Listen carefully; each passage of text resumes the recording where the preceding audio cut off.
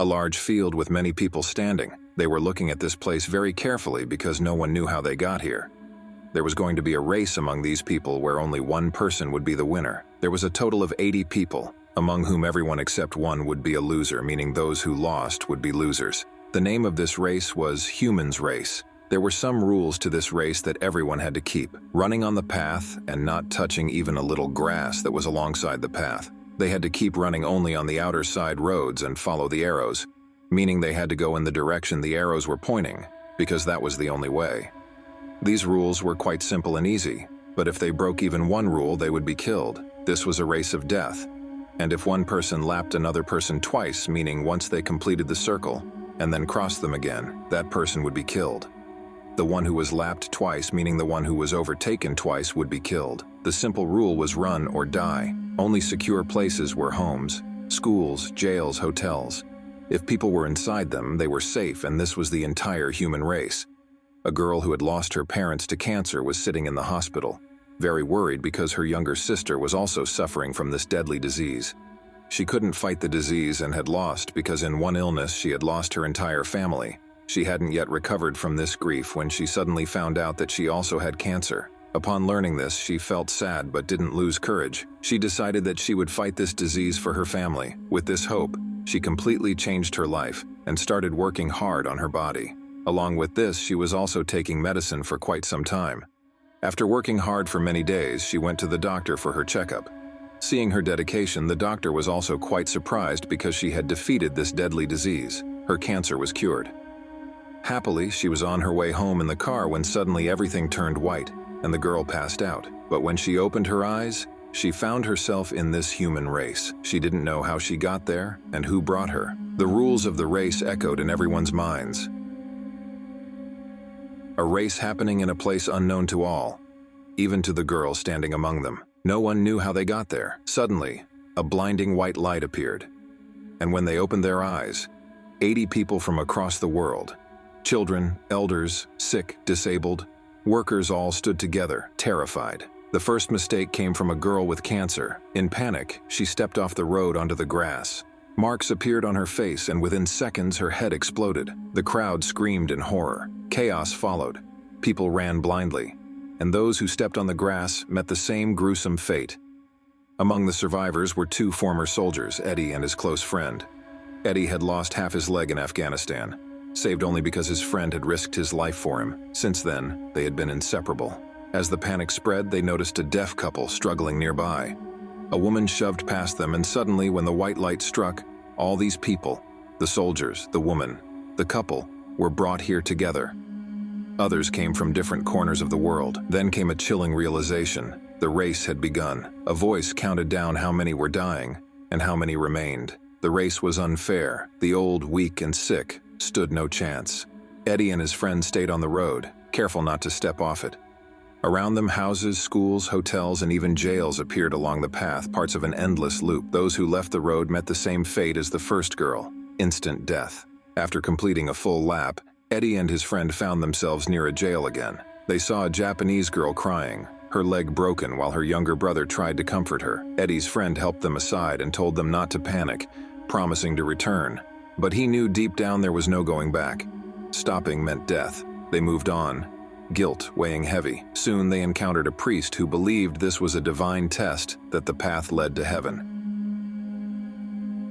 Eddie doubted him, but the priest stayed behind to pray. The moment he stepped off the road, his head exploded too. Further ahead, the friends found an old man barely keeping up. They pulled him onto the path to save him. Reuniting with the deaf couple, they entered a house for safety.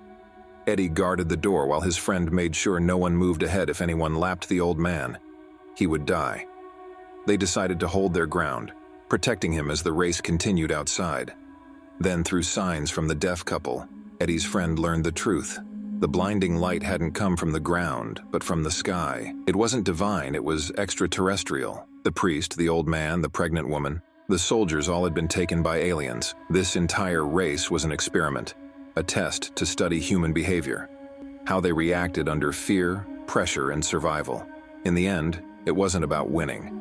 It was about watching humanity destroy itself when forced to run for its life. So far, the atmosphere here was not chaotic. But it would be ahead because it was obvious that there would be a queue of people dying, and everyone would try to move forward to save themselves. Then, due to the confusion, an atmosphere of panic would arise because only one person would survive, and the countdown in their voice and in their mind was indicating how many people were being killed and how many were left alive, which was causing fear to emerge somewhere. As their minds were fixed on the idea that they wouldn't die as bad a death as the others, they'd do something to save themselves.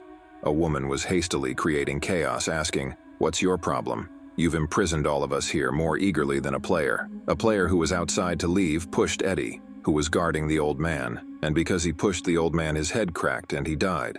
If he crossed others, everyone would die. That's why Eddie's friend ran after him to stop him, and both ended up back in jail, where they saw the Japanese children. Seeing Eddie's friend, they were quite happy because they had been waiting for his arrival for a long time. Seeing him, the children hoped that help had arrived, but before he could reach the children, the player crossed them, causing both children's heads to crack completely in front of Eddie's friend's eyes, and they died while the player moved forward. Their race had started again, and here the most dangerous level of this race had begun. The player was running fast, crossing everyone in his path one by one. Everyone's turn came, their heads cracked and they died, and blood spilled everywhere. After killing so many people, the player reached the pregnant woman. He knew that if he crossed her, both would die together, the woman and her unborn child. He talked quite nicely to the woman and asked about her child, but in the end, he still didn't show any mercy and decided to cross the woman. The poor woman, crying, begged him not to do it, saying, "I'm begging you for the sake of my child and myself. Don't do this, please." Upon this, the player started to roar like a wild beast, saying, "Look, I'm not stupid.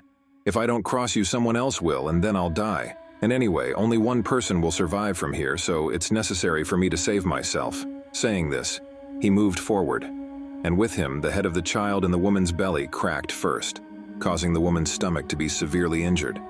Then the woman's head also cracked, resulting in her tragic death. This race was halfway done, meaning only 40 people were still alive while 40 were killed. Some participants had found a new way to survive. Running wasn't enough anymore, so they began ending the race by killing others, pushing people off the path and reducing their numbers.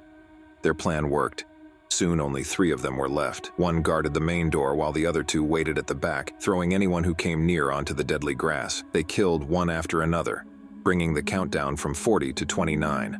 When Eddie and his friend reached the house, they saw the men trying to throw a woman off the path. Her desperate cries drew Eddie's friend inside, but before he could react, the guard thrust a spear into his throat. Blood gushed out as he collapsed. Eddie arrived too late. The sight of his dead friend filled him with rage.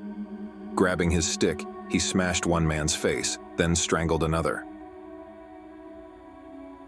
The third tried to escape, but Eddie hunted him down, stabbing both men with their own spear. Exhausted and broken, Eddie knelt beside his friend, said a final goodbye, and moved on.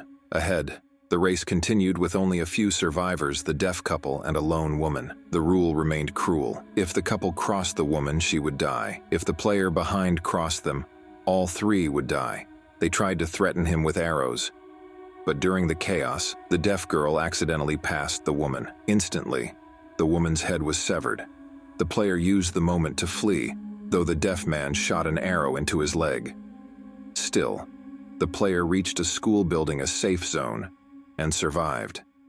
Inside, tension rose between the deaf pair. The boy grew emotional and confessed his feelings, but the girl only saw him as a brother.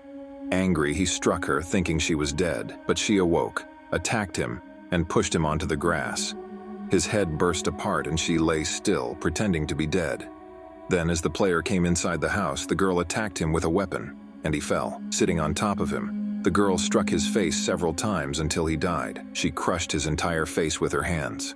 Now only 3 people were left there: Eddie, the deaf girl, and a homeless girl whose identity was still unknown because she was hiding. Seizing the opportunity, the girl attacked the deaf girl, pushing her down and attempting to strangle her. But just then, Eddie arrived to help the deaf girl. He grabbed the girl by her hair and twisted her neck, causing her death.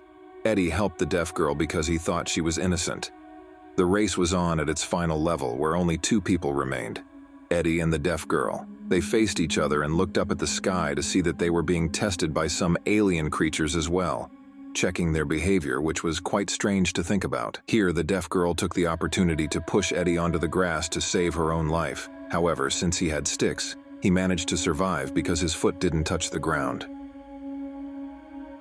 Eddie realized the deaf girl's intentions, so he quickly came out and attacked her. He grabbed her, and although she tried hard to free herself, he held on and strangled her to death. Because he was the only one left alive, he became the winner of this race, meaning Eddie had won the race. After winning, the aliens told him that since he was the winner among the humans, in the future, he would have to compete against another creature. There it would be determined which species was superior, more powerful and better, humans or some other creature. Since Eddie did not want to participate in any more pointless races, he intentionally stepped onto the grass to end his own life. However, nothing happened to him because the race was already over. He moved forward and reached the top of a mountain where he realized that they were actually on another planet, not on Earth, and that races of other creatures were also taking place here. Before he could proceed further, a white light pulled him up from there and transported him to a white place where he found himself in a different race. In this race, there was another creature with large wings that had won among its own kind, just as Eddie had among the humans. Here the rules were different. They couldn't touch the lines on the ground or the stars in the sky, they just had to fight. Their fight was going to be spectacular, and the one who survived would be the winner. If there had been an ordinary human, they would have died right away, but Eddie had sticks, so he couldn't touch the sky or the ground, while the creature already had wings. The alien spaceship was also there, and they left the two to fight. Eddie started moving towards the creature to fight, and the battle became truly intense. And to watch truly intense stories, you just have to click on my recaps on the right. Subscribe and drop a like if you enjoyed this video, and grab your popcorn. Enjoy yourself and see you soon.